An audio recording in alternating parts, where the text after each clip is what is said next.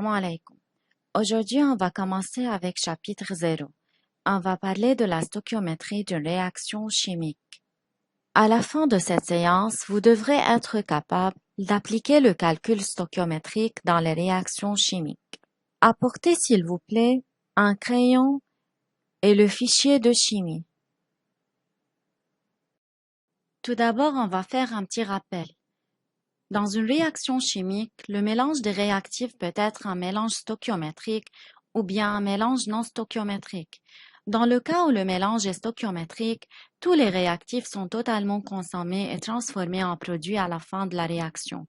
Donc, le mélange réactionnel à la fin ne contient que les produits. Tandis que dans le cas où le mélange est non stoichiométrique, pas tous les réactifs sont totalement consommés à la fin de la réaction. Il y a le réactif limitant et le réactif en excès. Le réactif limitant est le réactif qui est consommé totalement. Il limite la quantité du produit formé. La réaction se termine quand toute la quantité du réactif limitant est consommée. Le réactif en excès est le réactif qui n'est pas totalement consommé quand la réaction se termine. Une quantité de ce réactif reste à la fin. Donc, le mélange réactionnel à la fin contient les produits et la quantité restante du réactif en excès. Considérons l'équation de la réaction 2C2H2 plus 5O2 donne 4CO2 plus 2H2O. Il faut déterminer si un mélange contenant 4 moles de C2H2 et 10 moles de O2 est stoichiométrique ou non. Comment peut-on déterminer si un mélange est stoichiométrique ou non? Pour déterminer si un mélange est stoichiométrique ou non, il faut trouver les rapports des réactifs et les comparer. On a deux cas. Si les rapports sont égaux, donc le mélange est un mélange stoichiométrique. Si les rapports sont différents, donc le mélange n'est pas un mélange stoichiométrique. On trouve le rapport de C2H2. Pour trouver le rapport de C2H2, on divise le nombre de moles de C2H2 par le coefficient. Le nombre de moles de C2H2 est 4 moles. Divisé par le coefficient, c'est le nombre qui est écrit dans l'équation chimique devant C2H2, et c'est égal à 2. Donc 4 divisé par 2 est égal à 2. On trouve maintenant le rapport de dioxygène. Le rapport de dioxygène est égal au nombre de moles de dioxygène divisé par le coefficient. Le nombre de moles de dioxygène est 10 moles, divisé par le coefficient qui est 5. Alors 10 divisé par 5 est égal à 2. On constate que les deux rapports sont égaux. Puisque R de C2H2 est égal à R de O2, donc le mélange est un mélange stoichiométrique. La deuxième question est de déterminer la composition en moles du mélange réactionnel à la fin de la réaction. C'est demandé alors de calculer le nombre de moles de chaque substance qui se trouve dans le mélange réactionnel à la fin de la réaction. On a dit que le mélange réactionnel ici est stoichiométrique. Alors, que se passe-t-il au réactif à la fin de la réaction?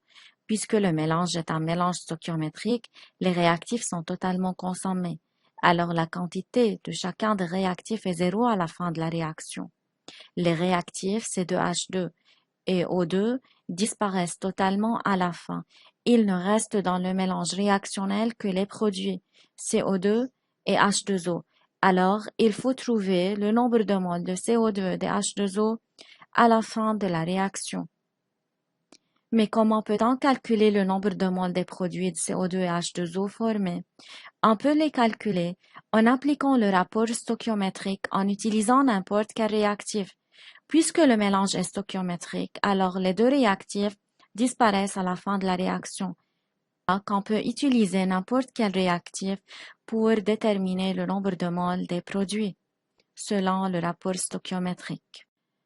Alors, pour calculer le nombre de moles de CO2 produits, en se référant à la stoichiométrie de la réaction, on peut écrire N de C2H2 réagit sur 2. On a écrit réagit parce que C2H2 est un réactif. Il a réagi totalement à la fin. Est égal N de O2 réagit sur 5. Aussi, le dioxygène est un réactif de cette réaction. On met devant O2 réagit. Est égal au nombre de moles de CO2 produit sur 4 est égal à N de H2O produit sur 2. Devant les produits, on écrit produit ou bien formé parce que les produits sont formés durant la réaction chimique. Maintenant, il faut trouver le nombre de moles de CO2 produit. Alors, on choisit le rapport de n'importe quel réactif pour trouver le nombre de moles de CO2 produit. On a choisi le C2H2, donc N de C2H2 réagi sur 2 est égal à N de CO2 produit sur 4. Par la méthode entrecroisée, on peut trouver N de CO2 produit est égal à 4 fois le nombre de moles de C2H2 réagi divisé par 2. N de C2H2 réagi est égal à 4 moles, fois 4 divisé par 2 est égal à 8 moles. Donc le nombre de moles de CO2 produit à la fin de la réaction est égal à 8 moles.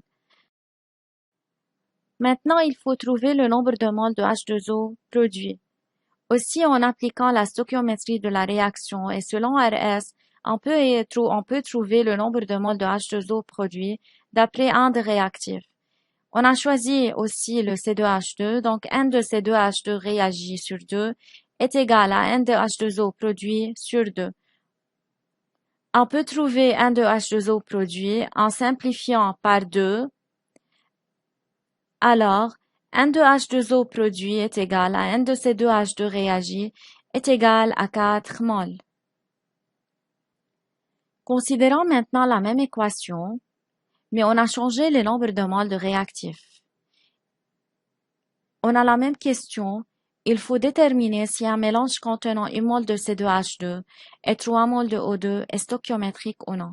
On a dit que pour déterminer si un mélange est stoichiométrique ou non, il faut trouver les rapports des réactifs et les comparer. On trouve le rapport de C2H2 en divisant le nombre de moles de C2H2 qui est 1 par le coefficient qui se trouve devant C2H2 dans l'équation chimique qui est 2 est égal à 0,5. Le même pour le dioxygène, on divise le nombre de moles de dioxygène qui est 3 moles par le coefficient qui se trouve devant le dioxygène dans l'équation chimique qui est 5, on obtient 0,6. Les deux rapports sont différents. Alors, le mélange est un mélange non stoichiométrique. Maintenant, il faut déterminer la composition en moles du mélange réactionnel à la fin de la réaction. Est-ce qu'ici les réactifs disparaissent à la fin de la réaction? Puisque le mélange est non stoichiométrique, pas tous les réactifs disparaissent à la fin de la réaction. Il y a un réactif en excès et un réactif limitant. Pour trouver la composition du mélange réactionnel à la fin, il faut se référer au réactif limitant. Comment identifier le réactif limitant? Il faut comparer les rapports des réactifs et le réactif qui a le plus petit rapport, c'est celui qui est le réactif limitant. On a trouvé dans la première partie les rapports de chacun des réactifs. R de C2H2 0,5 plus petit que R de O2 qui est 0,6, alors C2H2 est le réactif limitant. Maintenant, comment peut-on calculer le nombre de moles des produits formés et celui de l'excès restant? Pour calculer le nombre de moles des produits formés et celui de l'excès restant à la fin de la réaction, en appliquant le rapport stoichiométrique et en utilisant le réactif limitant, on peut les calculer. Donc, lorsque le mélange est un mélange non stoichiométrique, pour calculer la composition du mélange à la fin de la réaction, il faut tout d'abord identifier le réactif limitant et puis, en appliquant le rapport stoichiométrique et en utilisant le réactif limitant, on peut déterminer la composition du mélange à la fin de la réaction. Pour trouver le nombre de moles de CO2 produit, selon la stoichiométrie de la réaction et selon RS, on écrit les rapports des réactifs et des produits. Mais ici, on ne peut pas utiliser que C2H2 parce que C2H2 est le réactif limitant. On ne peut pas choisir le dioxygène. Pour trouver le nombre de moles de CO2 produit, on écrit N de CO2 produit sur 4 est égal à N de C2H2 initial sur 2. Maintenant, N de CO2 produit est égal 4 fois N de C2H2 initial sur 2 est égal à 1 mol fois 4 sur 2 est égal à 2 moles. La même pour H2O, aussi pour calculer le nombre de H2O, selon RS, N de H2O sur 2 est égal à N de C2H2 initial sur 2.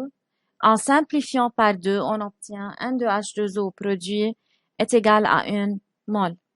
Maintenant, dans le mélange réactionnel à la fin, il y a la quantité restante du réactif en excès qui est le dioxygène, puisque le mélange est non stoichiométrique. Pour calculer la quantité restante du dioxygène à la fin, il faut tout d'abord calculer la quantité du dioxygène qui a réagi.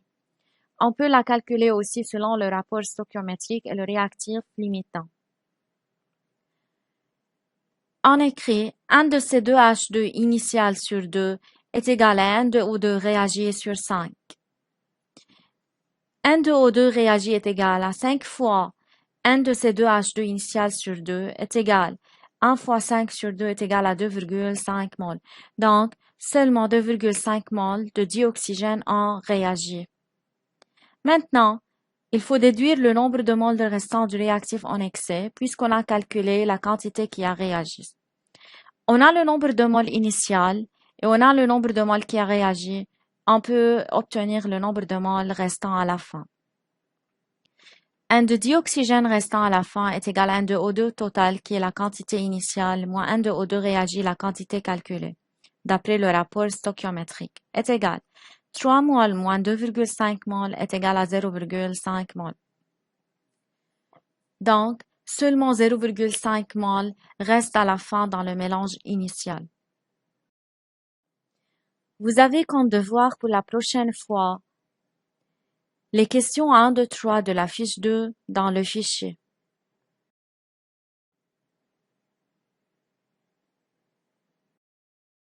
Merci pour votre attention.